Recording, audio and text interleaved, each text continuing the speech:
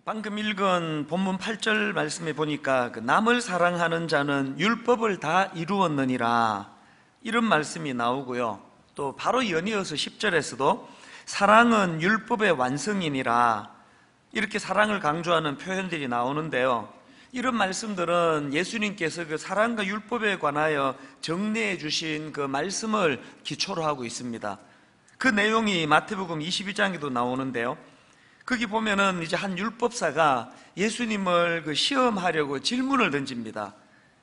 마태복음 22장 36절입니다. 선생님, 율법 중에서 어느 계명이 크니까? 그렇게 질문을 던지니까 예수님이 대답하시기를 37절입니다. 예수께서 이르시되 내 마음을 다하고 목숨을 다하고 뜻을 다하여 주 너의 하나님을 사랑하라 하셨으니 이것이 크고 첫째 되는 계명이요 둘째도 그와 같으니 내 이웃을 내 자신같이 사랑하라 하셨으니 이 두 계명이 온 율법과 선지자의 강령이니라. 예수님께서는 이웃 사랑의 문제를 이렇게 중요하게 생각하고 계신다는 겁니다. 사도 바울이 이런 예수님의 마음을 너무나 잘 알기 때문에 오늘 본문에서 그 남을 사랑하는 자는 율법을 다 이루었느니라, 또 사랑은 율법의 완성이니라, 이런 말씀을 기록할 수가 있는 것입니다. 또 요한복음 13장 34절에도 보니까 예수님께서 이런 말씀을 하십니다. 새 계명을 너희에게 주노니 서로 사랑하라. 내가 너희를 사랑한 것 같이 너희도 서로 사랑하라.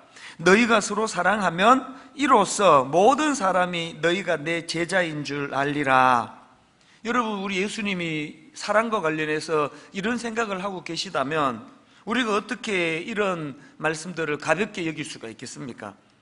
그런 맥락에서 저는 오늘 본문 8절에 나오는 남을 사랑하는 자는 율법을 다 이루었느니라, 또 10절에 사랑은 율법의 완성이니라, 이런 말씀들이 가지고 있는 그 무게감을 결코 가볍게 생각하면 안 된다고 생각하는데요. 그런 맥락에서 오늘 본문 말씀을 쭉 묵상하면서 살펴보니까 바울이 지금 이 이웃 사랑의 문제를 풀어나가면서 두 가지 독특한 표현을 사용하는 것을 볼 수가 있습니다. 그래서 저는 오늘 그 사랑을 설명하면서, 이웃 사랑을 설명하면서 바울이 왜 이런 표현을 사용하고 있는지에 대한 그 문제 제기 형식으로 오늘 본문을 좀 풀어보려고 합니다. 자, 오늘 본문에서 발견하는 두 가지 그 문제 제기 중에 첫 번째가 뭐냐? 사도 바울은 그 사랑이라는 개념을 설명하면서 왜 이 빚이라는 개념으로 사랑을 설명하고 있는가? 이게 제가 던지는 첫 번째 문제 제기예요. 8절에 보니까 피차 사랑의 빚 외에는 아무에게든지 아무 빚도 지지 말라. 그러고 보니까 그 로마서에서는 바울이 이 빚이라는 개념으로 그 자기가 말하고자 하는 그 이미지를 설명하는 경우들이 이 앞에도 몇 번이나 등장하는 걸 볼 수가 있습니다. 예를 들면은, 자, 로마서 1장 14절 15절을 보십시오. 헬라인이나 야만인이나 지혜 있는 자나 어리석은 자에게 다 내가 빚진 자라. 그러므로 나는 할 수 있는 대로 로마에 있는 너희에게도 복음 전하기를 원하노라. 지금 바울이 자기가 로마로 가서 복음 전하기를 갈망하는 이유를 그 하나님께 진 사랑의 빚 때문이다, 그렇게 빚으로서 이제 설명을 하는 것을 볼 수가 있고요. 또 그런가 하면은 로마서 8장 12절입니다. 그러므로 형제들아, 우리가 빚진 자로되 육신에게 져서 육신대로 살 것이 아니니라. 여기에도 지금 빚이 등장하는데요. 십자가로 변화된 우리는 육신을 따라 살면 안 된다는 이 말씀을 이 빚이라는 개념을 가지고 지금 설명하고 있는 것입니다. 오늘 본문도 마찬가지예요. 본문 8절에서 바울이 지금 이 빚이라는 개념을 가지고 그 이웃 사랑 또 형제 사랑에 대해서 설명을 하고 있는데, 저는 이 8절에 나오는 피차 사랑의 빚 외에는 아무에게든지 아무 빚도 지지 말라, 이 말씀을 묵상을 하면서 여기서 두 가지 중요한 포인트를 발견하는데요. 첫째가 뭐냐? 여러분, 우리가요 이 이웃 사랑을 제대로 실천하려면 먼저 선행돼야 되는 게 하나 있습니다. 그게 뭐냐? 제대로 이웃을 사랑하기 위해서는 십자가를 통해서 진 사랑의 빚에 대한 감격이 회복이 돼야 된다는 것입니다. 여러분이 다 아시지만 출애굽기 20장에는 이제 하나님께서 십계명을 주시는 내용이 나오는데요, 이제 그 3절서부터 본격적인 그 십계명의 내용이 기록되어 있습니다. 3절에 보니까 너는 나 외에는 다른 신들을 내게 두지 말라, 이렇게 3절에서부터 본격적으로 그 십계명의 내용을 언급해 주시는데, 바로 그 앞에 2절에 하나님이 어떤 전제의 말씀을 주시느냐? 나는 너를 애굽 땅 종되었던 집에서 인도하여 내 하나님 여호와니라. 그 하나님은 왜 십계명 말씀을 열거해 주시기 전에 너희들을 애굽에 종살이 하던 너희들을 구해낸 여호와 하나님, 그 당신을 그렇게 먼저 소개를 하고 계시느냐? 이게 뭘 의미할까요? 그 하나님 주시는 십계명을 잘 지키기 위해서는 비참한 노예 생활하던 자기들을 놀라운 사랑의 은혜로 구원해 주신 그 하나님의 사랑을 기억하는 것, 이게 십계명을 지킬 수 있는 능력이 된다는 이야기예요. 이웃 사랑도 마찬가지입니다.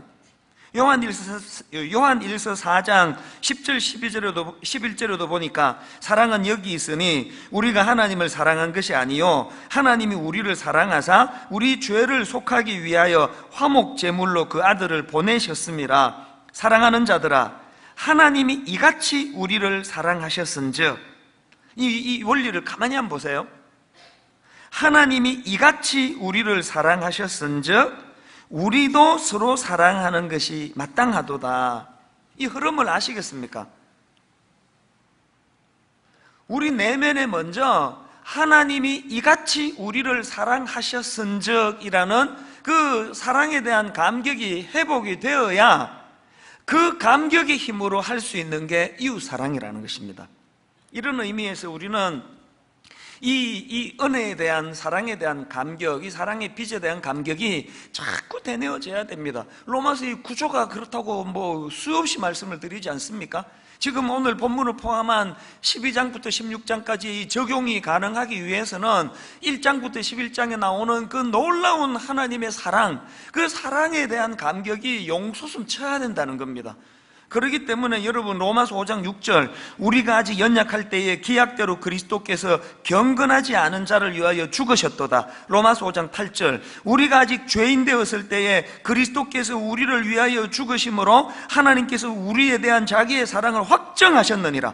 로마서 8장 38절 내가 확신하노니 사망이나 생명이나 천사들이나 권세자들이나 현재의 일이나 장래의 일이나 능력이나 높음이나 깊음이나 다른 어떤 피조물이라도 우리를 우리 주 그리스도 예수 안에 있는 하나님의 사랑에서 끊을 수 없으리라. 그 용서 안 되는 그 며느리를 마음에 품고 계속 그렇게 괴로워하고 그 며느리를 묵상하지 말고 하나님의 사랑을 묵상하라는 거예요. 로마서 5장 6절, 로마서 5장 8절 우리가 아직 연약할 때, 우리가 아직 죄인 되었을 때에 그 하나님이 내게 먼저 베풀어 주신 그 놀라운 사랑에 대한 감격이 회복이 되면은 용서의 문제는 능력이 생기면 가능해진다는 거예요. 그래서 막 로마서 5장을 묵상하고 막 묵상해도 안 되면은 우리 어머니처럼 로마서 8장을 통째로 외워버리세요. 우리 어머니가 그 며느리 용서가 안 돼가지고 8장을 외운 건 아니고요. 내 안에서 용서할 수 없는 그 실력이 없는데, 내 안에 용서할 수 있는 에너지가 없는데, 그 용서할 수 있는 에너지의 공급은 내게 주신 그 하나님의 사랑, 이 사랑의 빚에서부터 이게 나온다는 그 말씀이거든요. 그런가 하면은 저는 오늘 8절에 나오는 그 피차 사랑의 빚 외에는 아무 빚도 지지 말라, 이 말씀을 묵상하다가 발견하는 또 한 가지 포인트가 있는데요. 여러분이 십자가 사랑의 빚이라는 감격으로 끝내서는 안 되고, 이 사랑의 빚을 또 올리는 거, 묵상하는 거 좋은 일이지만 그런 식으로 그냥 감격하는 것으로 끝내서는 안 되고, 그 십자가 사랑의 빚에 대한 감격의 에너지를 이웃 사랑이라고 하는 구체적인 사랑 실천으로 이거를 연결시켜야 된다는 것입니다. 예전에도 제가 한번 소개해 드린 적이 있는데요, 정신과 전문의가 쓴 책입니다. 혼자 잘해주고 상처받지 마라. 이 제목 하나가 얼마나 이게 강력하게 와닿습니까? 우리 모두는 다 죄성을 가져가지고요, 이 굴레를 벗어날 수 없는 거 아닙니까? 혼자 잘해주고 상처받지 마라. 이 제목도 너무 와닿는데요, 그것도 목차에 보니까 이제 혼자 잘해주고 상처받지 마라는 그런 그 큰 명제를 던져놓고 저자가 그 목차에 이런 내용들이 있습니다. 혼자 상처받는 일은 그만둘 때가 됐다. 또 그 다음에 목차가 또 이것도 있습니다. 조금은 이기적이어도 괜찮다. 제가 이 책을 읽은 지가 좀 오래돼가지고 그 내용을 어떻게 전개했는지는 기억이 안 나지만, 그런 한 가지 책 안 읽어도 또 올려지는 게 뭡니까? 세상이 주장하는 거는요, 그 혼자 잘해주려고 상처받지 마라. 왜 네 혼자 그렇게 맨날 손해보고 퍼주고 그러고 왜 혼자 상처받느냐? 그렇게 상처받기 싫으면 너무 그렇게 잘해주지도 마라. 이기적으로 살아라. 이게 세상이 가르쳐주는 지혜 아닙니까? 사실 그러고 보면요, 성경의 주장도 똑같습니다. 성경도요, 혼자 잘해주고 상처받지 마라. 이게 성경이 우리에게 주시는 강력한 메시지예요. 그런데 혼자 잘해주고 상처받지 마라라는 이 명제는 세상이나 성경이나 똑같은 내용이지만 접근 방법은 완전히 달라요. 세상은요, 혼자 잘해주고 상처받지 않기 위해서 니도 상대방한테 너무 잘해주지 마라, 이기적으로 살아라, 이게 세상이 제시하는 해법이라면 성경이 제시하는 해법은 그게 아니에요. 성경은요, 네가 상처받지 않기 위해서는 이미 받은 사랑의 빚으로, 이미 받은 그 사랑의 빚을 생각하면서 사랑하라는 거예요. 이 다른 말로 하면은 상대방에게 행하는 사랑의 행위는 이미 내가 받은 사랑을 되갚는 것이라는 개념으로 접근해야지, 내가 줬으니까 나도 받아내야 되겠다 이렇게 접근하면 안 된다는 그 말씀이에요. 이 차이를 아시겠습니까? 예를 들어 볼게요.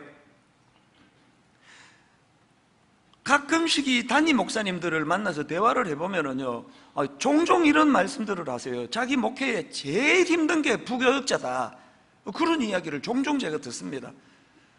그 당회가 제일 힘들다, 이거하고 두 개가 좀 막상막하예요. 이 성도님 목회하는 건 상대적으로 되게 쉽대요. 그래서 이 부교역자 때문에 상처를 받는 경우가 많다, 그런 이야기를 종종 듣거든요. 저는 그런 얘기를 들을 때마다 나는 부교역자 때문에 상처받는 일이 없는데, 난 속으로 그렇게 생각을 하거든요.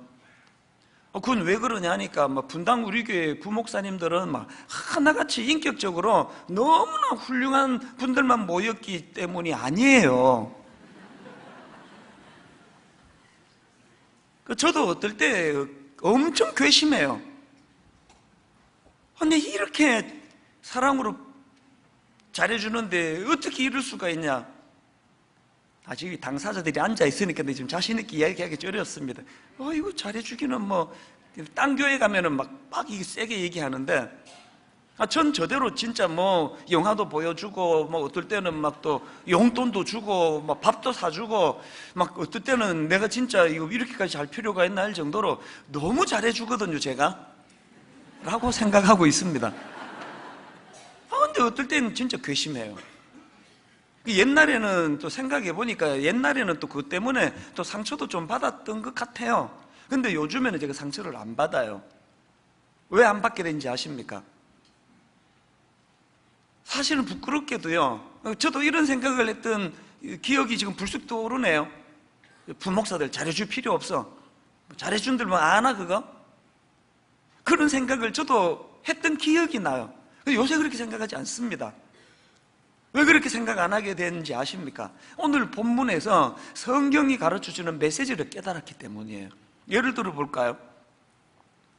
저는 우리 부목사님들한테 잘해주지도 않지만, 사실은 좀 잘해주려고 애를 쓴다고 한다면, 저는 제가 옥하는 목사님이 제 담임 목사님이실 때 그분 밑에서 10년 동안 받은 사랑을 되갚는 거라고 생각하기 시작했거든요.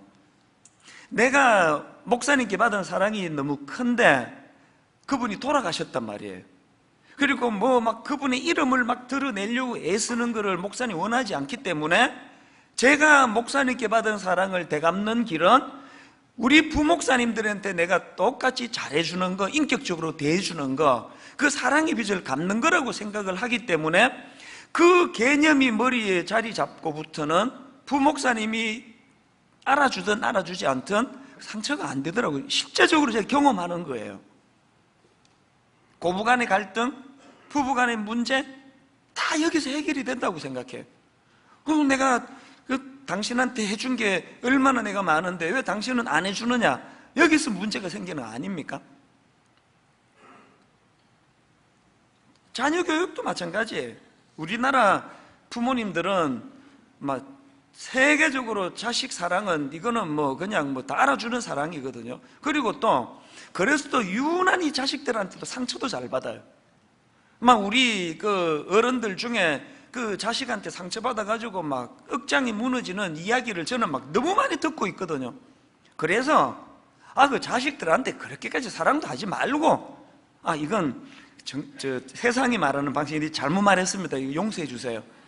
아닙니다. 그 자식을 지금처럼 사랑하시되 상처받지 않는 비결을 성경에서 받으셔야 돼요. 그게 무슨 말씀이냐? 지난주 금요일 날 있었던 이야기예요. 이틀 전이네요.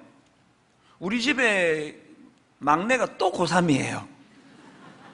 지금 6년째 지금 입시. 이 녀석이 이제 고3이 되다 보니까 아침에 6시 한 45분쯤 집에서 나가거든요. 그러니까 뭐 한창 잠이 많은 나이에 뭐 1시, 2시까지 잠 안 자고 공부하다가 막 이제 쪽잠 자고 일어나니까 막 아침은 전쟁이에요. 근데 그 어머니의 그 지고지순한 그 사랑이요. 이 자식 어떻게 해서든 한 숟가락이라도 먹여야 되겠다고 막 비벼요. 그냥 이렇게 먹으면 또 이거 뭐 시간 걸리니까 막 이렇게 비벼가지고 막 참기름 넣고 이래가지고 그 밥상에 올려놓는데 내가 보면은요, 그렇게 차려줘서 한 10번에 두세 번도 안 먹어요. 그냥 가요. 근데 매일 아침마다 비벼가지고 그럼 다 식어 빠진 거를 누가 먹게 되는지 아시죠?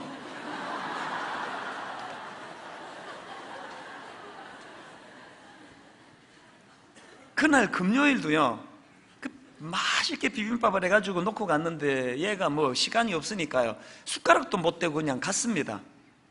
그래서 다 가고 이제 그거 이제 받아가지고 이제 제가 이제 또 이제 먹는 거죠.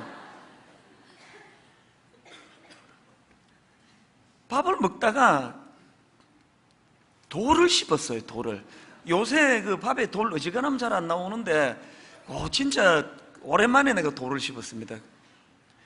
돌을 딱 이렇게 씹었는데요, 그러면서 뭐 생각할 겨를도 없습니다. 무의식적으로 이렇게 머리에서 탁 튀어나온 생각이 뭔지 아십니까? 다행이다. 말이 이렇게 나와서 저도 모르게 다행이다. 그랬더니 우리 집사람이 또 잘 못 알아듣고요, 그 이빨을 안 다쳤나 보네요. 엉뚱한 소리를 하더라고요. 여기서 다행이다라는 건 그게 아니에요. 이거 우리 아들이 떠먹다가 이빨 그렇게 돌 씹지 않고 내가 씹게 된 게 다행이다. 이게 생각하고 한 말도 아니고요, 툭 나왔어요. 툭. 그리고 제 자신에게 너무 놀랐습니다. 이 놀라운 이타적인 사랑. 내가 누구에게 이런 이타적인 사랑을 보여준 적이 있었던가? 본능이더라고요. 본능. 그러면서 오늘 이 본문이 제가 또 올랐습니다. 제가 지금 무슨 말씀을 드리고 싶은지 아십니까? 여러분, 자식에게 이런 무의식적인 사랑, 본능적인 사랑, 이타적인 사랑, 희생적인 사랑을 행하시는 건 좋은데요, 그 근원의 출발을 여러분으로부터 기인하지 말고 여러분의 부모님으로부터 연결을 시키라는 거예요. 내가 이 사랑을 베풀 때마다 우리 부모도 내게 그러셨지. 우리 아버지가 그날 아침에 밥을 먹다가 내가 먹을 밥을 대신 먹다가 돌을 씹으셨을 때도 똑같은 생각을 하셨을 거야. 이 빚으로 자녀에게 대하라는 거예요. 그러면 상처받을 일이 많이 줄어들어요. 사실대로 말해가지고 우리 집사람은요, 남편에 대한 사랑보다는 자식에 대한 사랑이 좀 큰 그런 스타일이에요. 여기 내가 여러 번 내가 정말 당신 아들로 태어났어야 되는데 당신 아들로 태어났어야 되는데 그런 이야기를 여러 번 했는데요, 그럴 때마다 뭐 애정 결핍인가 왜 그러세요? 그러고 뭐 콧방귀도 안 껴요. 콧방귀만 껴요 그냥. 그러나 사실은 제가 우리 아이들에게 여러 번 말한 게 또 있어요. 솔직히 말해서 네 엄마가 아빠보다는 니들한테 더 신경 쓰고 더 잘해주는 거 다 알지? 그러나 아빠 하나도 안 억울해. 왜? 나도 우리 윗대 부모님에게 니들이 받는 사랑을 똑같이 받았거든 이미. 조금도 나는 이게 뭐 상처가 되고 억울하지 않아. 오늘 바울이요, 그 왜 이웃사랑을 이 빚이라는 개념으로 설명을 할까요? 우리는 예수 그리스도의 십자가 사랑의 빚을 지고 있는 사람이에요.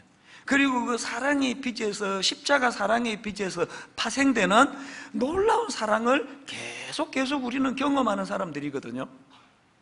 그래서 제가 지난주에 이 본문 말씀을 묵상하면서 이게 또 뜬구름 잡는 뭐 뻔한 사랑 그런 얘기가 되지 않기 위해서 이제 이 말씀을 묵상하면서 제가 내가 태어나서 여기 오기까지의 그 졌던 사랑의 빚에 대해서 많이 묵상을 하게 됐는데요, 너무너무 가슴이 뜨겁고 감격적인 한 주간을 제가 보냈습니다.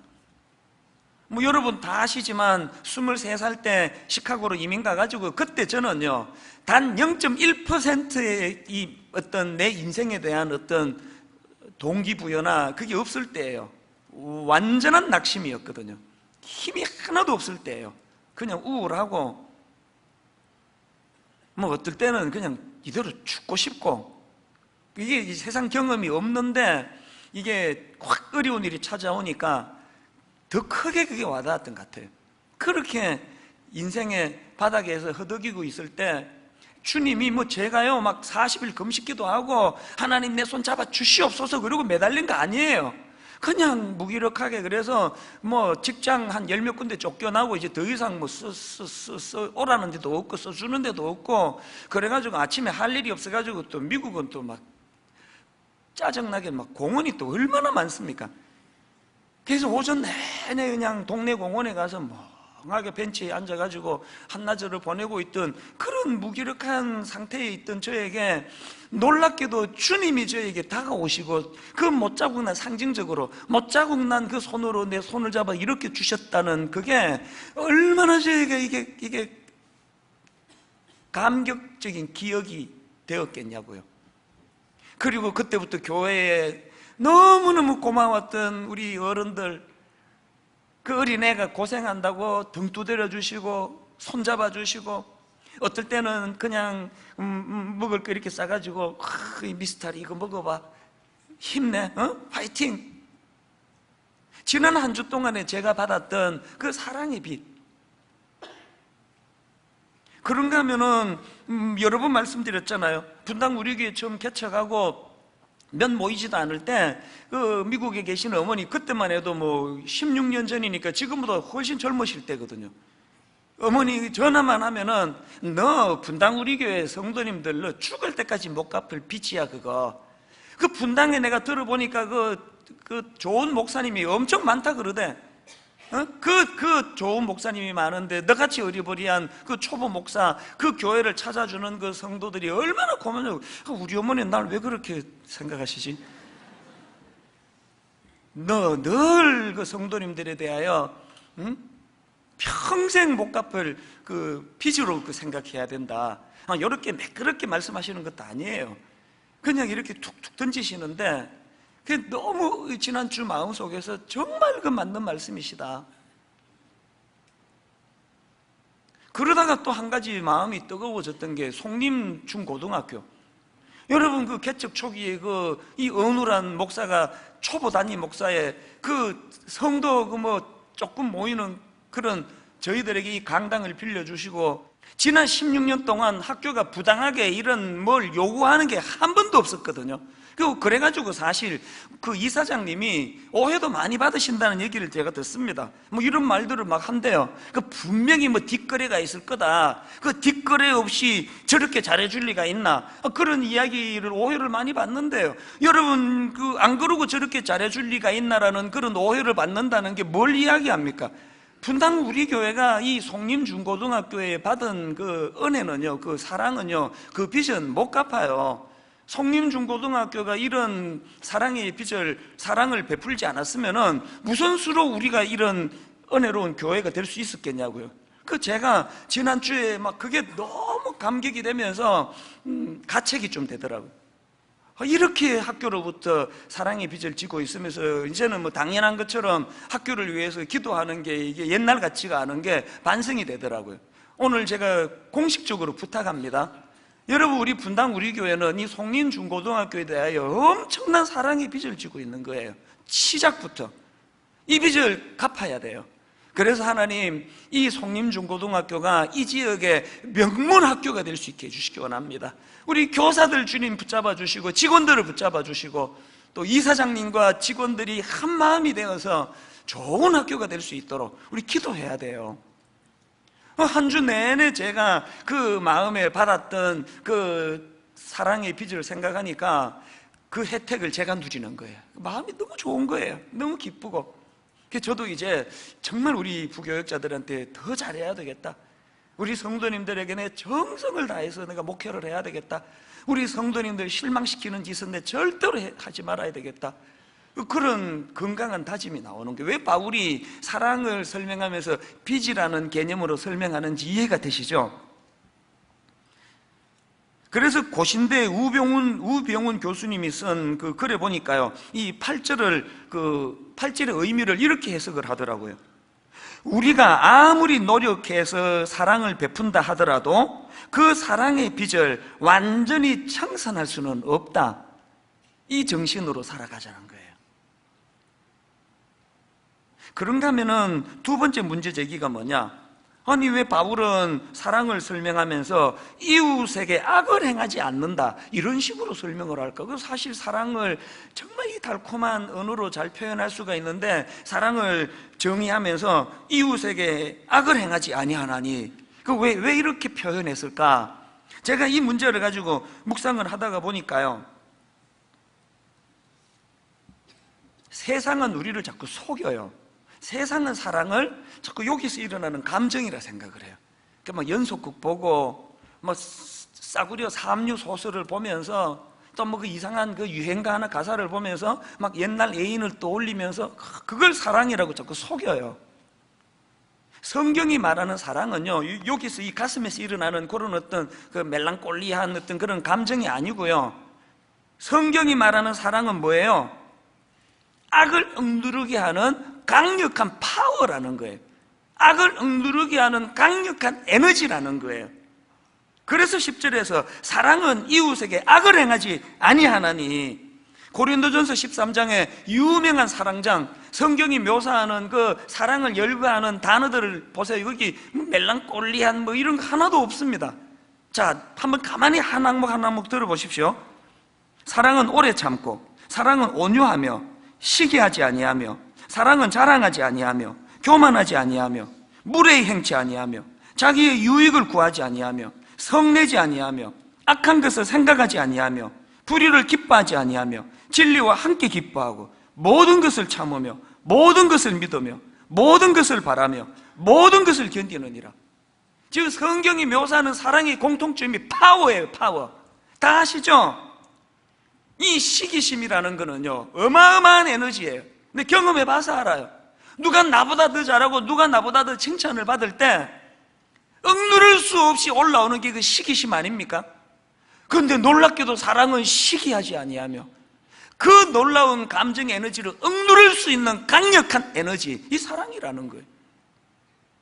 사랑은 자랑하지 아니하며, 교만하지 아니하며, 이게 얼마나 강한 에너지라는 거 다 아실 거예요. 그 다락방 가면서 막 여러분이 막 다짐을 하면서, 내 오늘은 정말 우리 아들 자랑하지 않으리라. 정말 오늘 다락방 가가지고 내가 우리 아들 기말고사 100점 맞은 거 내 절대로 내가 자랑하지 않으리라. 하나님 힘 주시옵소서, 자랑하지 않게 해주시옵소서. 그러고 다락방 가가지고 정신 차리고 보면은 막 이번 기말고사가 말이지 뭐 어떻게 해서든지 간에 기말고사를 유대하려고, 그게 우리예요. 내버려두면 저절로 자기 자랑, 교만 막 튀어나, 자기는 막 뛰어 올리고 남은 꺾어 누르고, 이 강력한 힘 앞에 어쩔 줄 몰라 하는 게 우리 죄성을 가진 인간의 모습인데, 놀랍게도 사랑은 그것들을 억누르는 에너지라는 거예요. 강력이라는 게 파워라는 겁니다. 5절에 나오는 자기의 유익을 구하지 아니하 뭐 되던가요? 뭐 우리 아들 정도야 뭐 그 아들 대신에 돌 씹을 때 내가 그거를 잘했다고 생각하지 누구에게 이런 이타적인 사랑을 우리가 베풀 수 있냐고요. 자기의 유익을 구할 수밖에 없는 우리 인생이지만 놀랍게도 사랑은 자기의 유익을 구하지 않게 만드는 파워라는 겁니다. 그런가 하면은 바울이 사랑을 묘사하면서 이웃에게 악을 행하지 않는다 이런 식으로 표현하는 이유가 뭡니까? 여러분, 우리가 이웃에 대하여 주님이 우리에게 그렇게 하셨듯이 사랑하되 거룩함으로 사랑하라는 게 거룩함으로. 5절, 9절을 다시 보십시오. 간음하지 말라, 살인하지 말라, 도둑질하지 말라, 탐내지 말라 한 것과 그 외에 모든 계명이 있을지라도 내 이웃을 내 자신과 같이 사랑하라 하신 그 말씀 가운데 다 들었느니라. 여러분, 우리가 예수님의 거룩한 사랑으로 상대방을 대하고 예수님이 우리에게 그렇게 해주시듯이 우리를 인격적으로 거룩하게 사랑하시는 그 사랑으로 상대방을 대한다면 세상에 어떻게 상대방을 그렇게 음란하고 더러운 눈으로 상대할 수가 있느냐고요. 미투 운동, 이게 어디서 기인한 겁니까? 자기 부하 직원, 하나님의 형상을 닮은 한 인격체로 사랑을 한다면 어떻게 여러분 그 여직원에게 성적으로 그런 짓을 저지를 수가 있느냐고요. 아무리 내 감정이 지금 불같이 떠올라도 그렇게 자기를 사랑하고 믿고 인생을 맡긴 자기 아내를, 자기 남편을 속이고 외도하는 이런 짓이 어떻게 가능하겠냐고. 이게 어떻게 내 유익을 취하기 위하여 상대방을 때리고 빼앗고 죽이고 속이고 이런 일이 어떻게 가능하겠냐는 그 얘기를 바울이 지금 하고 있는 거거든요. 난 미투 운동 그런데 걸릴 짓 안 했는데요.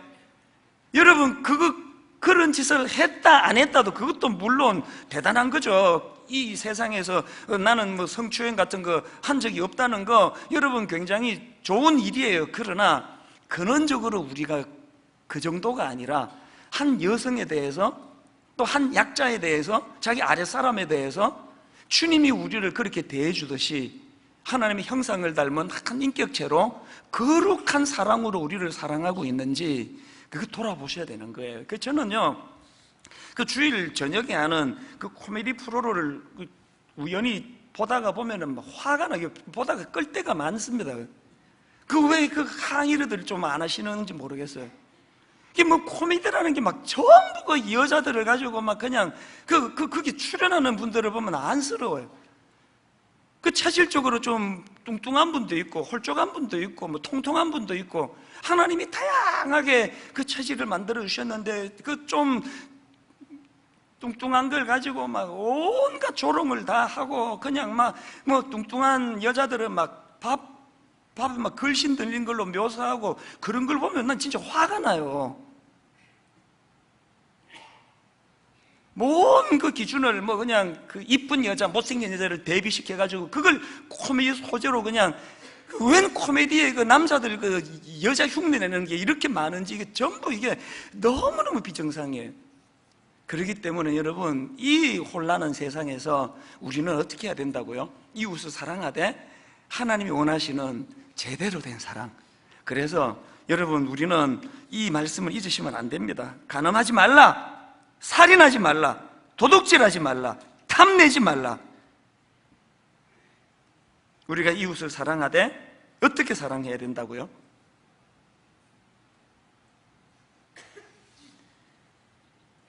오늘 저는 이 두 가지 말씀을 드렸습니다. 사도 바울은 사랑을 빚이라는 개념으로 표현하고 있고, 그리고 사도 바울은 두 번째로 사랑을 이웃에게 악을 행하지 않는다는. 제가 지난주 이 말씀을 이제 쭉 정리를 하다가 전에 한번 이 말씀을 드린 것 같은데요. 어느 교회 세미나에 제가 참석해서 30대 중반 청소년 사역할 때예요. 세미나에 참석해서 강의를 쭉 듣다가 어느 한 대목에서 내 생각의 시선이 멈춰버렸습니다.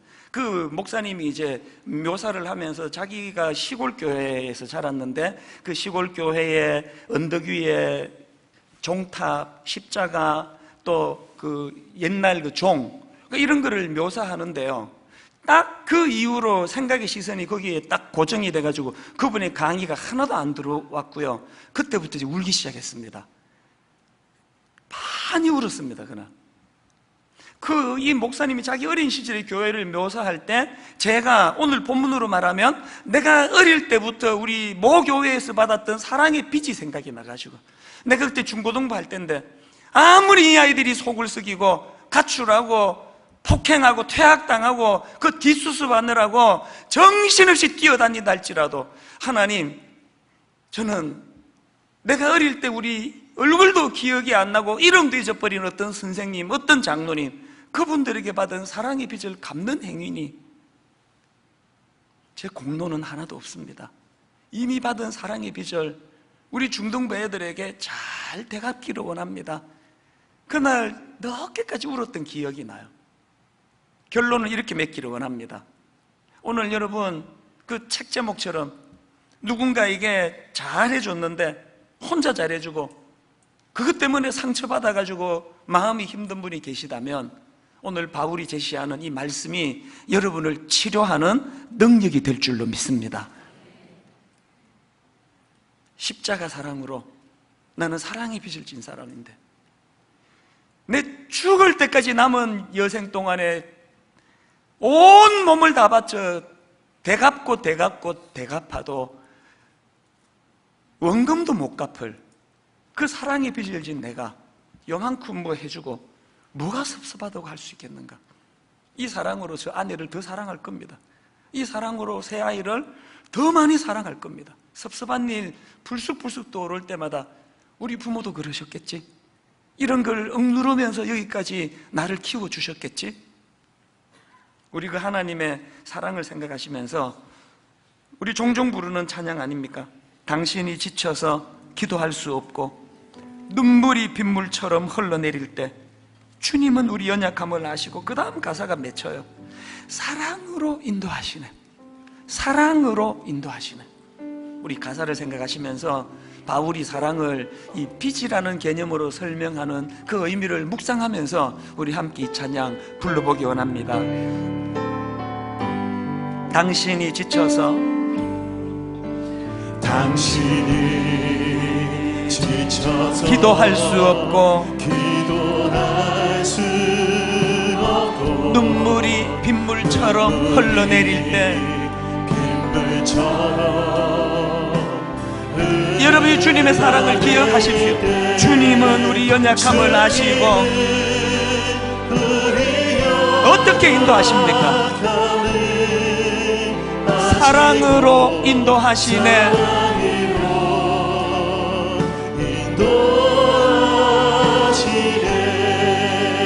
누군가 널 위하여,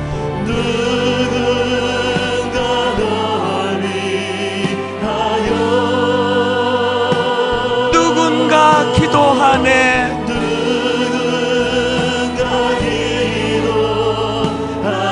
언제 기도합니까? 내가 홀로 외로워서 마음이 무너질 때, 누군가 널 위해 기도하네. 당신이 외로이 홀로 남았을 때,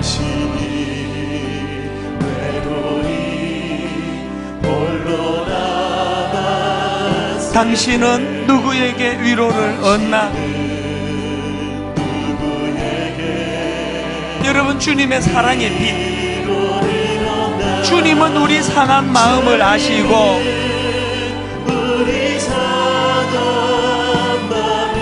우리가 받았던 주님의 사랑으로 인도하시네.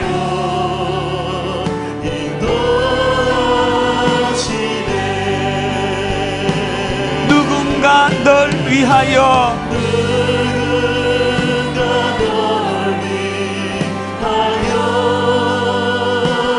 누군가 기도하네.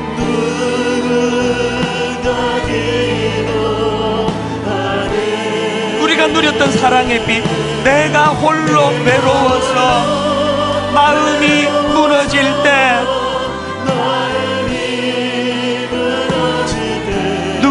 늘 위해 기도하네.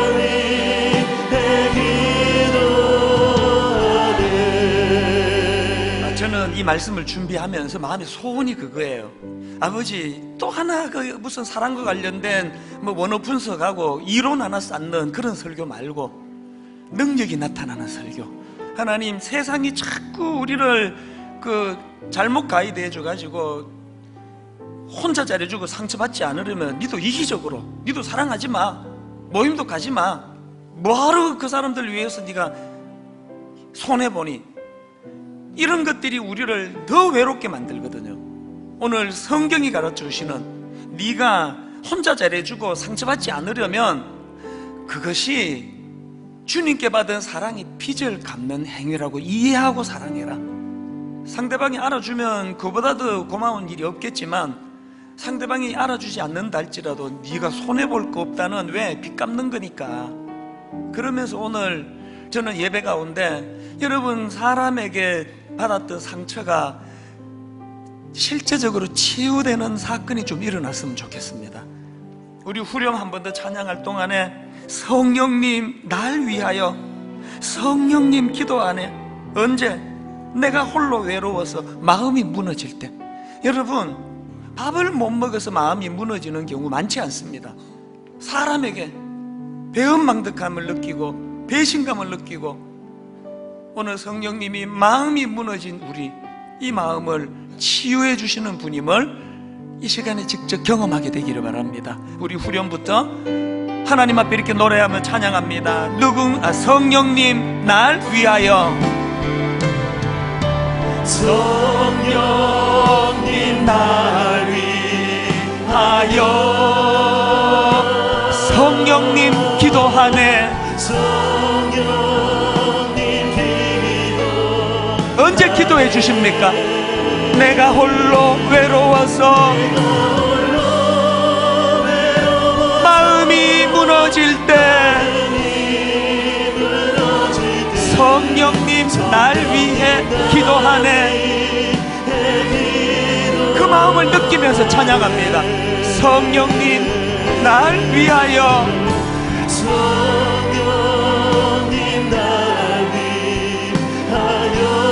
우리 마음이 상해 눈물을 흘릴 때 성령님 기도하네.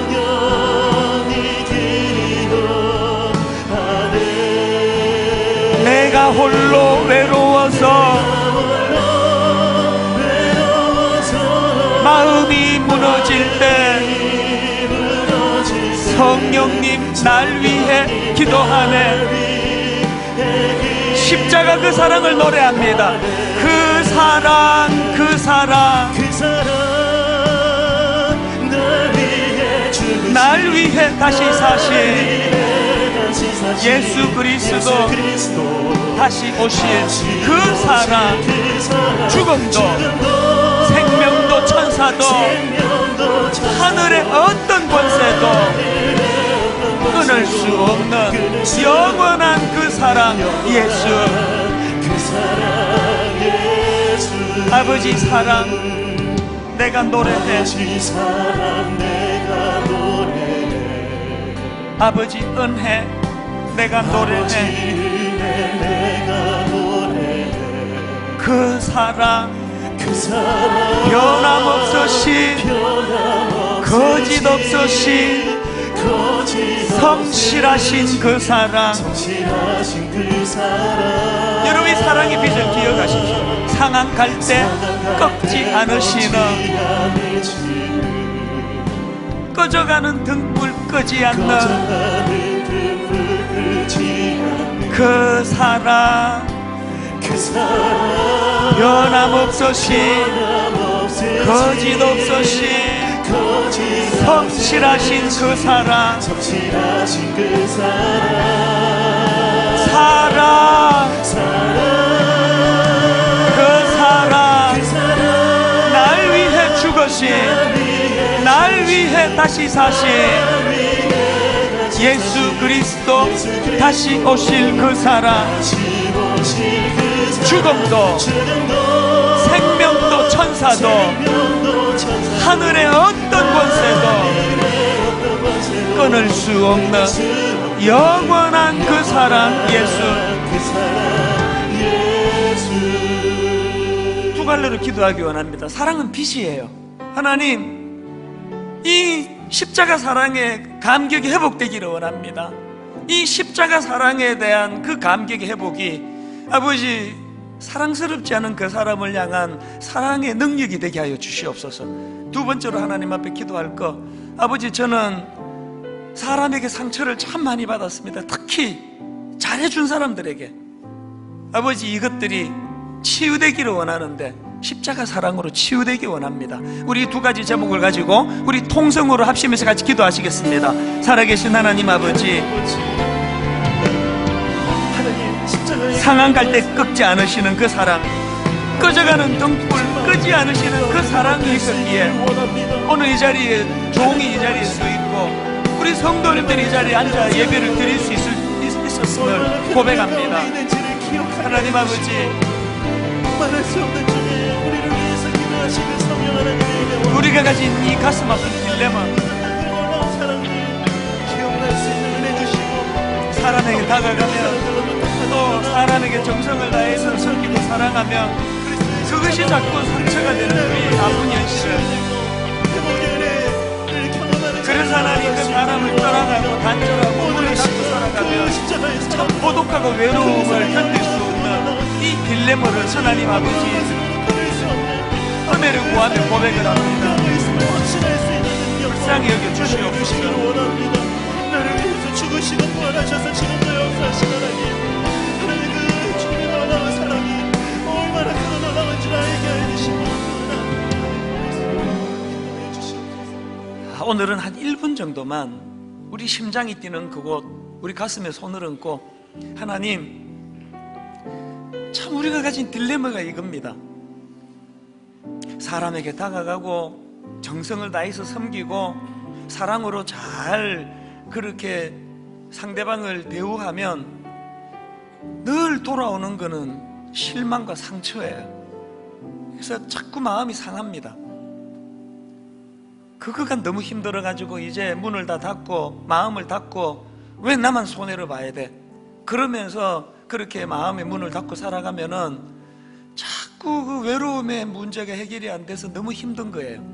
하나님, 이러지도 못하고 저러지도 못하는 이 나그네 인생길, 오늘 주님이 대안을 주셨는데 문을 걸어 마음의 문을 닫는 것도 아니고 사람에게 끊임없이 사랑을 베풀 수 있는 원동력은 십자가 사랑의 빛을 기억하는 것. 하나님, 내가 억울해할 거 없는 것이 이미 받은 십자가 사랑을 우리 주변 사람에게 전하는 것이오니 아버지 정성을 다해 섬기고 상처받는 일이 없기를 원합니다. 오늘 대인관계에서 상처받으신 분이 있다면 성령님이 우리를 위해 기도해 주시고 우리 마음을 싸매어 주시고 치료해 주시는 줄로 믿습니다. 하나님, 그 은혜를 예배 가운데 허락하여 주시옵소서. 하나님, 오늘 예배하는 가운데 종이 구하는 이 은혜의 기도가 우리 한 분 한 분 우리 성도님들에게 접목이 되고 능력으로 나타나고 치유가 일어나고 대인관계가 회복이 되는 은혜를 허락하여 주시옵소서. 감사드리옵고 예수님 이름으로 기도드립니다. 아멘. 우리 다 자리에서 일어나셔서 찬송가 310장 우리 1절 같이 찬양하고 말씀을 마무리하겠습니다.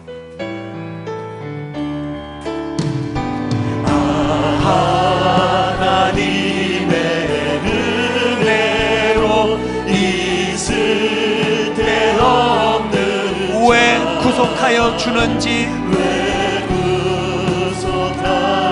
난 알 수 없도다.